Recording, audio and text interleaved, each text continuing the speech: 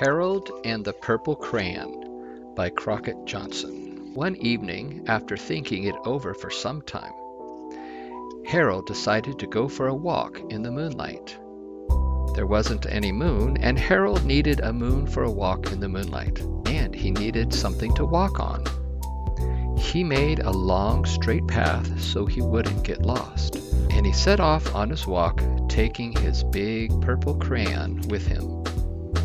But he didn't seem to be getting anywhere on the long, straight path, so he left the path for a shortcut across a field, and the moon went with him. The shortcut led right to where Harold thought a forest ought to be. He didn't want to get lost in the woods, so he made a very small forest with just one tree in it. It turned out to be an apple tree. The apples would be very tasty, Harold thought, when they got red. So he put a frightening dragon under the tree to guard the apples. It was a terribly frightening dragon. It even frightened Harold. He backed away. His hand holding the purple crayon shook. Suddenly he realized what was happening. But by then Harold was over his head in an ocean. He came up thinking fast, and in no time he was climbing aboard a trim little boat. He quickly set sail, and the moon sailed along with him. After he had sailed long enough, Harold made land without much trouble. He stepped ashore on the beach, wondering where he was. The sandy beach reminded Harold of picnics, and the thought of picnics made him hungry. So he laid out a nice, simple picnic lunch. There was nothing but pie, but there were all 9 kinds of pie that Harold liked best.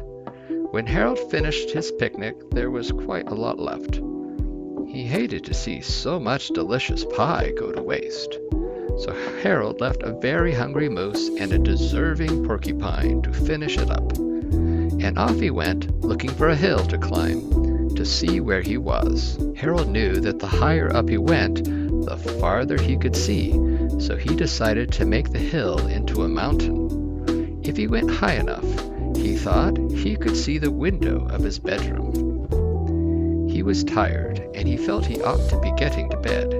He hoped he could see his bedroom window from the top of the mountain, but as he looked down over the other side, he slipped, and there wasn't any other side of the mountain. He was falling in thin air. But luckily, he kept his wits and his purple crayon. He made a balloon and he grabbed onto it. And he made a basket under the balloon big enough to stand in. He had a fine view from the balloon, but he couldn't see his window. He couldn't even see a house. So he made a house with windows, and he landed the balloon on the grass in the front yard. None of the windows was his window. He tried to think where his window ought to be. He made some more windows. He made a big building full of windows. He made lots of buildings full of windows. He made a whole city full of windows. But none of the windows was his window. He couldn't think where it might be. He decided to ask a policeman. The policeman pointed the way Harold was going anyway, but Harold thanked him.